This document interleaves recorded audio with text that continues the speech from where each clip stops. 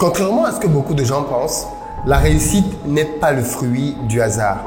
En réalité, quand on étudie les vies des personnes qui ont réussi, on se rend compte que dans leur manière de vivre quotidienne, ils avaient instauré un certain nombre de règles de vie qui sont devenues des habitudes. Ce que je me propose de partager avec toi donc aujourd'hui, ce sont les principales habitudes que les gens qui ont du succès appliquent. J'applique moi-même plusieurs de ces habitudes-là et tu peux me croire, j'ai pu observer de grands changements depuis que je les ai mises en œuvre. Et l'objectif de cette vidéo, bien évidemment, c'est de te les partager afin que toi aussi, en les appliquant, tu puisses en bénéficier. Il y a des chances que tu ne sois pas d'accord avec certaines de ces habitudes, mais je compte sur toi pour me dire dans les commentaires pourquoi.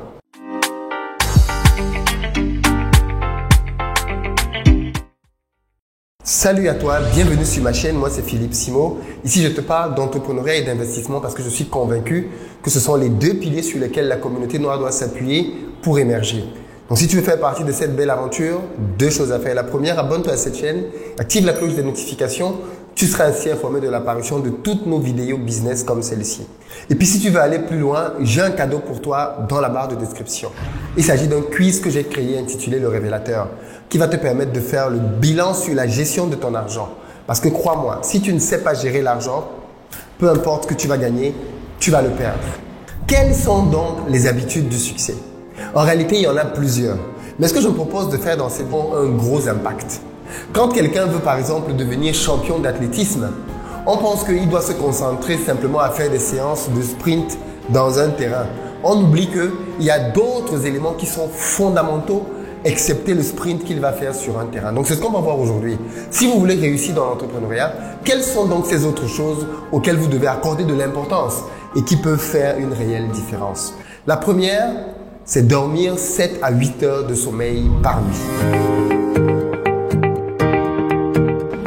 Je sais que beaucoup de gens ont tendance à négliger le sommeil ou à penser que c'est quelque chose d'aléatoire. Il y a des gens qui passent leur nuit sur Internet ou alors sur les réseaux sociaux. En plus, maintenant, on a commencé à reconfiner, comme en France, beaucoup de gens, au lieu de vraiment se discipliner au niveau de leur sommeil, profitent pour passer énormément d'heures à regarder des choses à gauche, à droite, à la télévision et autres.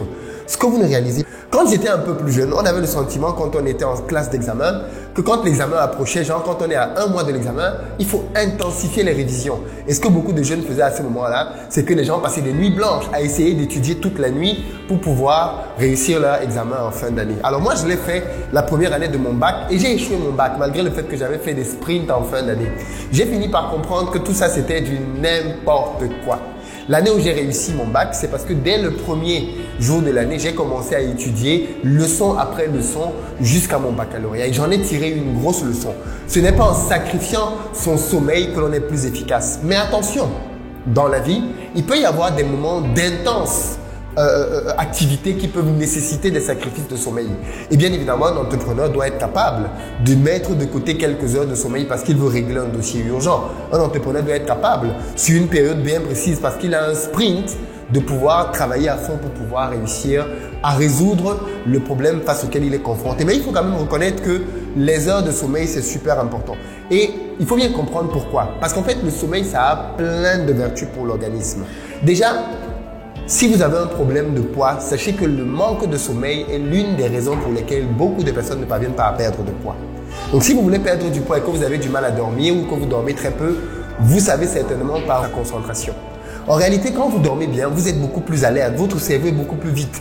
Vous captez beaucoup plus rapidement les choses. Or, ceux qui ont du mal, et j'en vois parfois ici au bureau, des gens qui viennent, ils n'ont pas assez dormi la nuit, eh bien, ils tournent un peu au ralenti, tu as l'impression qu'ils ont fumé la drogue avant de venir au travail parce qu'ils sont encore en mode cool quoi, le matin. Alors qu'en fait, ceux qui ont bien dormi se réveillent et boum, ils attaquent tout de suite la journée. Peut-être que vous avez déjà connu ce sentiment-là. Quand vous avez bien dormi, que vous vous levez le matin, vous êtes prêt à attaquer. Et par contre, quand vous n'avez pas assez dormi le matin, c'est vraiment de pouvoir être efficace pour la journée à venir.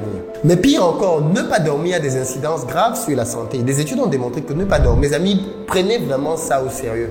Et ne considérez pas ça comme un sujet banal. Le sommeil, c'est super important.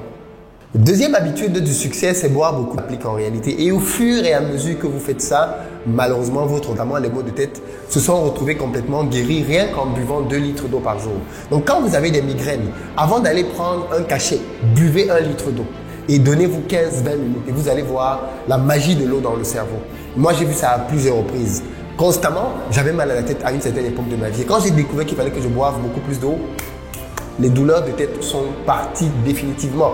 Il peut m'arriver de temps en temps d'avoir une petite douleur, mais dès que je bois de l'eau, elle est partie. Donc, le fait de boire de l'eau permet d'oxygéner votre cerveau et donc, de fait, vous êtes beaucoup plus frais dans votre manière de réfléchir. Ça joue là-dessus. Vous êtes beaucoup plus alerte, vous êtes beaucoup plus vif et donc, forcément, beaucoup plus intelligent aussi. Le troisième point super important dans mes habitudes, c'est la méditation. La méditation dans leur vie. Le fait de prendre du temps le matin pour se poser, notamment dans le cas de ceux qui sont croyants, et recommander sa journée à son créateur est une étape super importante. Je sais que beaucoup de personnes négligent ce genre d'habitude. La méditation matinale te permet en fait de te refocaliser sur l'essentiel et de recevoir l'énergie, la puissance, la vie dont tu as besoin pour être victorieux dans tous les combats que tu vas avoir dans la journée. Parfois, certaines personnes peuvent effectivement être surpris de ce que je suis très calme face à certaines choses qui peuvent arriver dans mon quotidien. Je crois vraiment que ce calme-là, cette sérénité-là, je la tire de ces moments matinaux dans lesquels je me remets entièrement à mon créateur pour le contrôle de tout ce que j'ai à faire dans la journée. Donc, je crois vraiment que, pas que moi, hein, beaucoup de personnes ont déterminé que la méditation était quelque chose de super important, mais vraiment super important. Et quand vous allez commencer à méditer, pour ceux qui ne le font peut-être pas encore, vous m'en direz des nouvelles.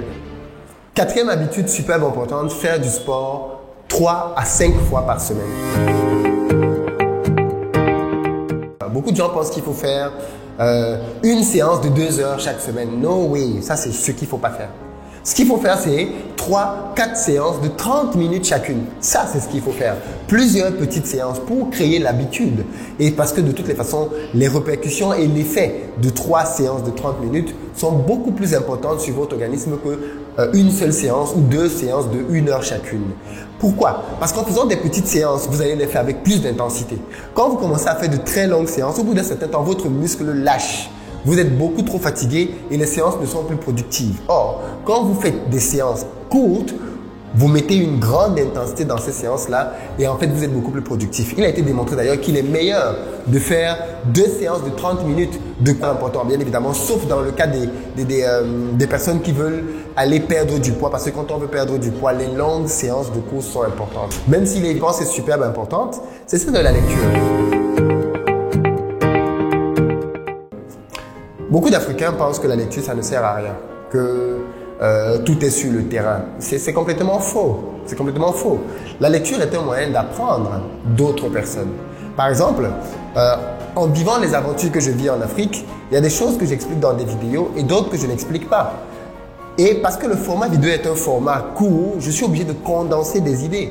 Or, si je prends le temps d'écrire un livre et de coucher dans un livre l'essentiel de mon expérience, vous allez vous rendre compte qu'en lisant le livre, vous allez apprendre beaucoup plus que par de simples vidéos. Donc, les gens qui écrivent des livres laissent dans leur livre beaucoup de choses importantes. Donc, la lecture est quelque chose d'assez important. Moi, je me méfie toujours des gens qui disent qu'ils ne lisent pas, dans le sens de faire comprendre que c'est pas important pour elles. C'est de l'ignorance. Clairement, c'est de l'ignorance. Parce qu'en lisant davantage et en lisant les bons bouquins, parce qu'il y a beaucoup aussi de mauvais bouquins, mais en lisant les bons bouquins, on s'enrichit énormément et on est beaucoup plus efficace et pertinent dans son activité. La 6e habitude bonus que je voulais vous laisser, c'est travailler au moins 1 heure de temps par jour sur son projet. Si vous suivez cette chaîne, alors vous avez cette c'est d'avoir de la discipline dans votre business. Donc prenez au moins 1 heure de temps par jour pour travailler sur votre business afin que vous le voyez grandir. Le travail sur votre business. Même si j'aime quand vous suivez mes vidéos et quand vous les partagez. D'ailleurs, j'espère que vous avez déjà partagé celle-ci, que vous avez mis votre like. Mais suivre les vidéos d'Investir au pays, ce n'est pas travailler sur votre projet. Vous devez prendre le temps de bloquer 1 heure par jour pour travailler sur votre réel projet. Quelle est votre ambition? Qu'est-ce que vous voulez accomplir? Eh bien, il faut prendre du temps chaque jour pour travailler là-dessus. Parce que ce n'est qu'ainsi que vous allez vous rapprocher de cet objectif-là. Si vous ne faites pas ça, il y a des chances que l'année prochaine, vous ayez encore le même objectif que cette année, mais que vous n'ayez pas avancé. Il y a des gens qui, depuis 5 ans, disent « je suis dans votre quotidien des séances de travail qui vont vous permettre d'avancer factuellement dans ces activités-là. » Faites-le et vous m'en direz des nouvelles. C'était là les 6 habitudes de succès que je voulais vous partager. J'espère qu'elles vont vous aider. Dites-moi dans les commentaires celles avec lesquelles vous êtes d'accord, celles que vous appliquez peut-être déjà, celles avec lesquelles vous avez peut-être un peu de mal et on en parle sereinement. À très bientôt.